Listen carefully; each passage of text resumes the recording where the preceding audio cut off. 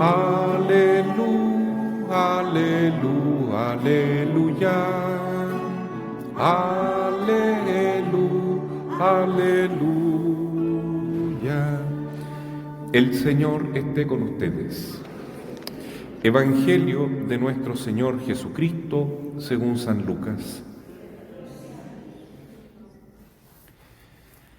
Jesús dijo a sus discípulos: en los días del Hijo del Hombre sucederá como en tiempos de Noé. La gente comía, bebía y se casaba hasta el día en que Noé entró en el arca y llegó el diluvio que los hizo morir a todos. Sucederá como en tiempos de Lot. Se comía y se bebía, se compraba y se vendía, se plantaba y se construía.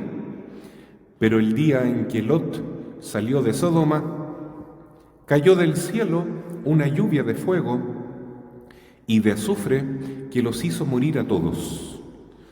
Lo mismo sucederá el día en que se manifieste el Hijo del Hombre. En ese día el que esté en la azotea y tenga sus cosas en casa, no baje a buscarlas. Igualmente el que esté en el campo, no vuelva atrás. Acuérdense de la mujer de Lot. El que trate de salvar su vida, la perderá, y el que la pierda, la conservará. Les aseguro que en esa noche, de dos que estén en el mismo lecho, uno será llevado y el otro dejado. De dos mujeres que estén moliendo juntas, una será llevada y la otra dejada. Entonces le preguntaron: ¿dónde sucederá esto, Señor? Jesús les respondió: donde esté el cadáver se juntarán los buitres. Palabra del Señor. Queridos hermanos, el Evangelio de Lucas hoy día nos habla del fin del mundo y cómo va a ser la llegada del Señor. Muchas veces estamos acostumbrados a pensar que cuando venga el Señor será un estruendo tremendo y van a haber muchos signos en la tierra, grandes calamidades. Se habla incluso en el mismo Evangelio, ¿no?, de tribulaciones que se van a sufrir a nivel social, a nivel del clima, ¿no es cierto? Se va a notar eso, terremotos, guerras, van a ver cosas tan impresionantes que vamos a tener claridad que el Señor está muy cerca. Incluso se habla de asteroides que pueden caer en la Tierra y una serie de calamidades que a mucha gente le asusta solamente pensarlo, el fin del mundo. Sin embargo, esto no es tan simple como para pensar que todo va a ocurrir en un santiamén, ¿no es cierto?, como que todo se va a dar en un ratito, sino que es una situación un poco más larga, más compleja, porque hoy día Jesús nos dice que cuando vuelva en toda su gloria y majestad, será como en tiempos de Noé y como en tiempos de Sodoma y Gomorra. ¿Y qué pasaba en esos tiempos?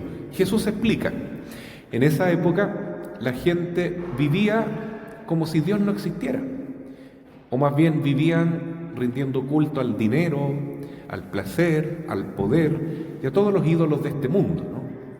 Sobre todo en esa época también se practicaba mucho la magia, algo que está ocurriendo hoy en día, que la gente abandona la fe católica y se mete en temas esotéricos, ocultistas, de magia, visitan chamanes, machis, se acostumbran a ese tipo de espiritualidad. Hay gente incluso que gasta dinero para ir a verse las cartas, por ejemplo, en el tarot y todo ese tipo de cosas que en realidad no ayuda para nada en la vida espiritual, sino que más bien le abre puertas al demonio.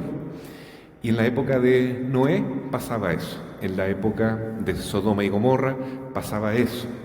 Sobre todo el problema de Sodoma y Gomorra era la sexolatría, es decir, la idolatría de la lujuria, ¿cierto?, de todos los placeres pero en ese tiempo se practicaba algo muy feo, que era la sodomía. De ahí viene la palabra sodomía, sodomita, significa practicar el homosexualismo.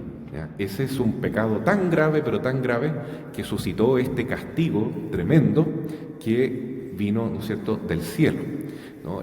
Hay gente que puede que hoy en día esto le cuesta entenderlo, porque en la época de Sodoma también era normal practicar estas relaciones homosexuales.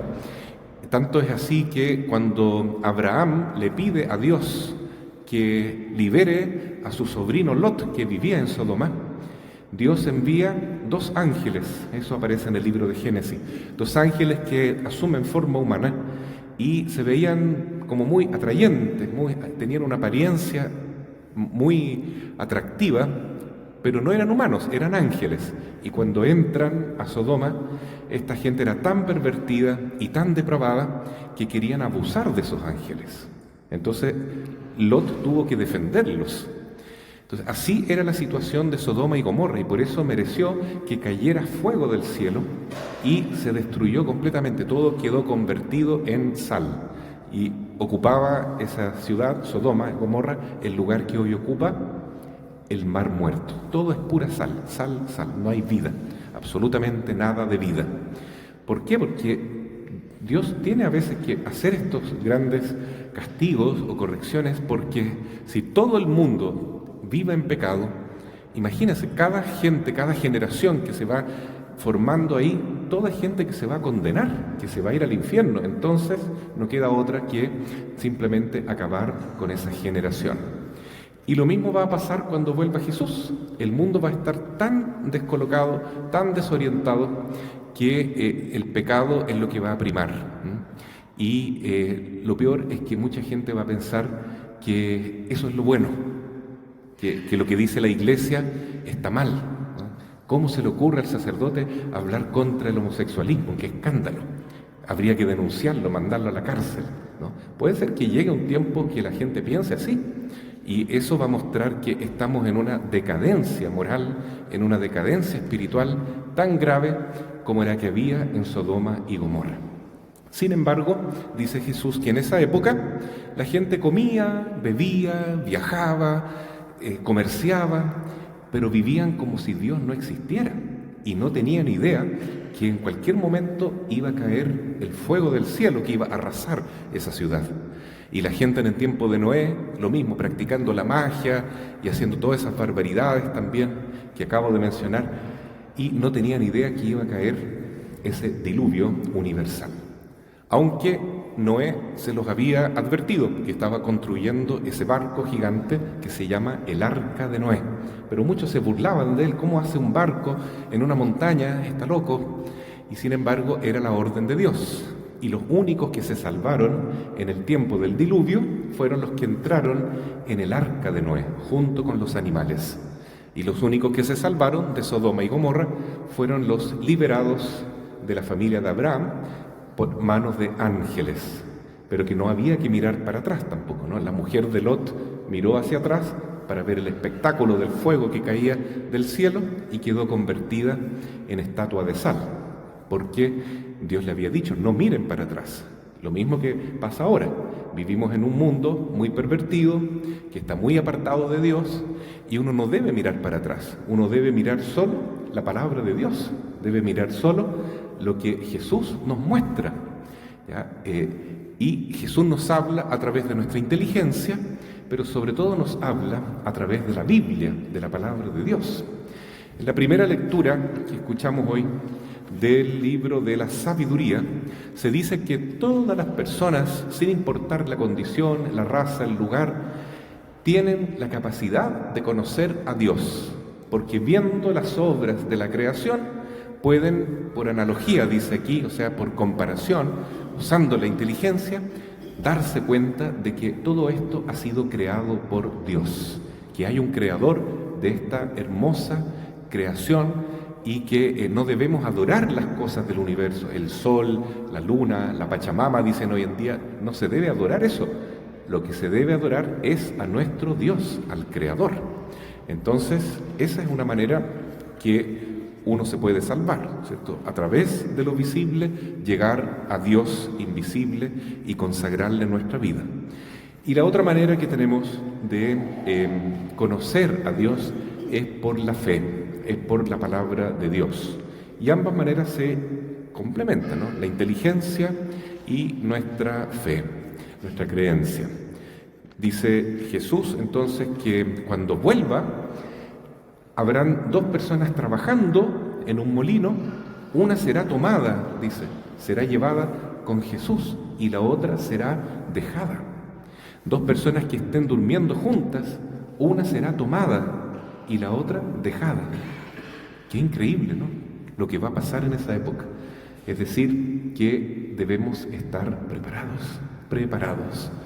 ¿Y cuál es el mejor signo de que vamos a ser tomados, que vamos a ser elegidos para estar con el Señor?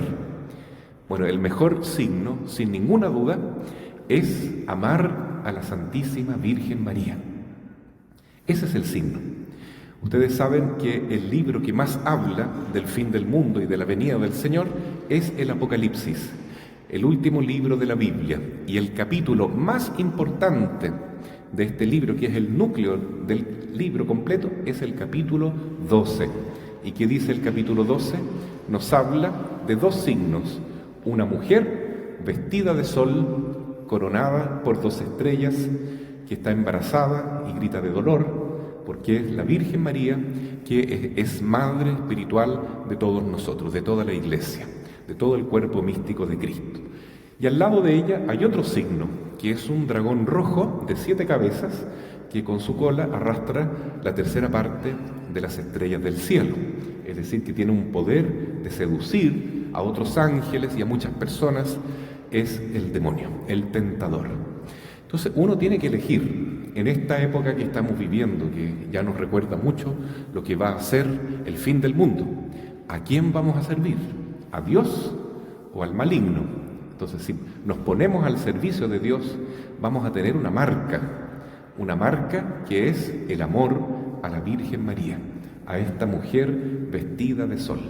Por eso hacemos muy bien en rezar el mes de María y pedirle a la Virgen con toda humildad en el rosario, en las oraciones del mes, que tenga compasión de nosotros, que somos sus hijos, y no nos deje perdernos en las tentaciones del mundo y en este mundo, ¿no es cierto?, que va arrastrando tanta gente hacia el camino del mal, ¿no? Como pasaba en Sodoma y Gomorra y en tiempo de Noé. Que ella nos proteja.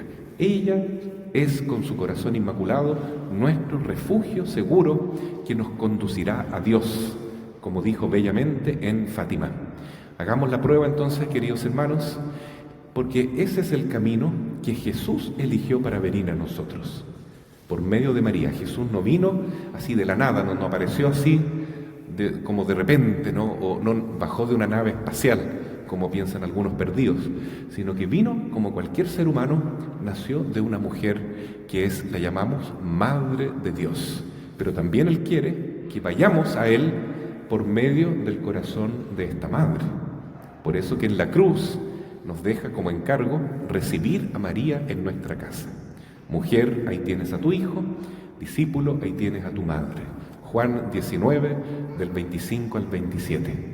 Acojamos pues en este mes de María a esta bella Madre, que es el regalo más bonito que Jesús nos podía dar después de su sangre divina, que nos limpia de nuestros pecados y que nos transforma en hijos de Dios. Pero como hijos de Dios y miembros de una nueva familia, que es la Iglesia, necesitamos de una Madre que nos vaya guiando, que nos vaya educando, que nos vaya sanando nuestras heridas, que nos vaya consolando en nuestras penas, que nos vaya también protegiendo de la acción del maligno, que quiere arrastrarnos con su cola por los malos caminos del mundo. Así sea. Amén.